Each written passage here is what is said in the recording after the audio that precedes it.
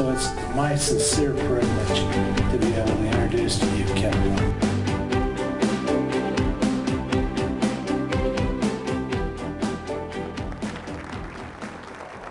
Hey, thanks, guys. Thanks. Hey, I just did something. I made a first impression, didn't I? Good, bad, or indifferent. There it is, right? That is so critical for customer service. That first impression, when they first walk into your organization, when they first, whatever, they first see your product, your service, whatever it happens to be, that first impression is so crucial. And as you can see, I spend a lot of time and effort trying to do the best I can with that.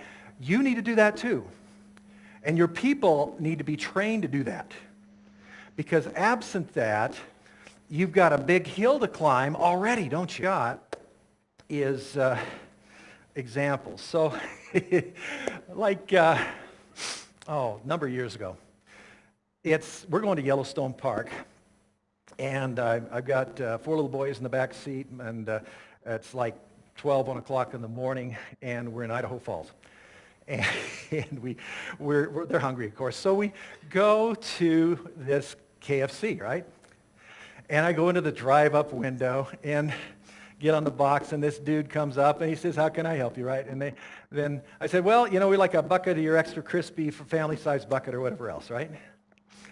He says, "Well, we're out of extra crispy." I said, "Okay.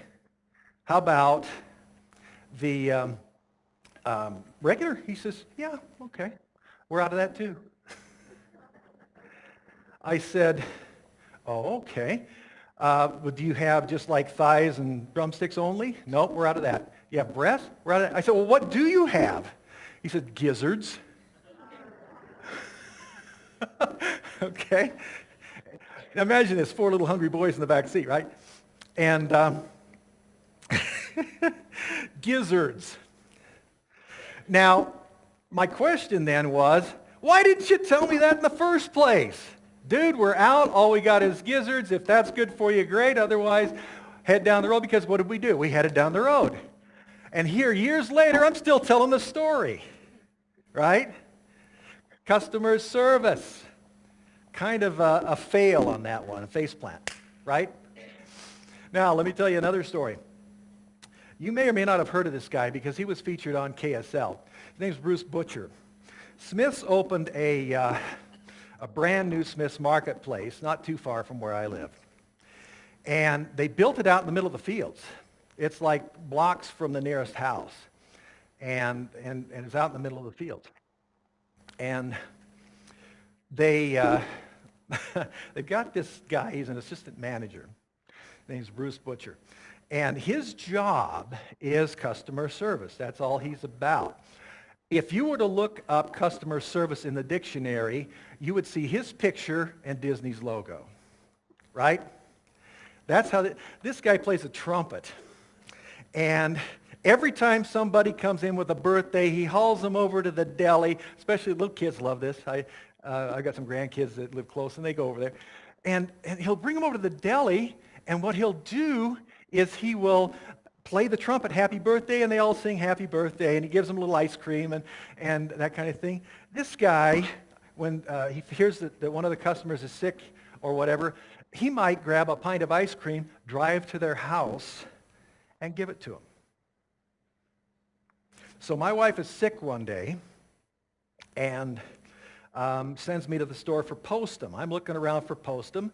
And the store manager, name of Scott, actually grew up in the little same town in American Falls, Idaho, where I grew up.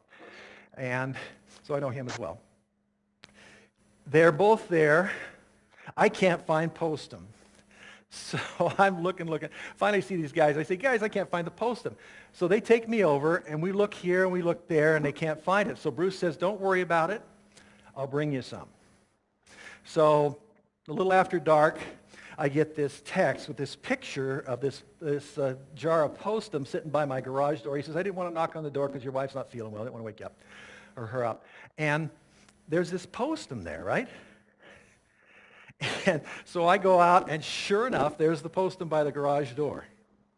Okay? Then I text him back, and I say, "Oh, thank you so much, Bruce. How much do I owe you?" He said, "Nothing." You see the difference between customer service done right and customer service not so well? Huge, huge difference. To the degree that because he's there, because he trains all his people and everything else, that store has set the record of the fastest new store to 1 million in the whole Kroger chain. And a lot of that can be laid right at his doorstep. You know? Phenomenal.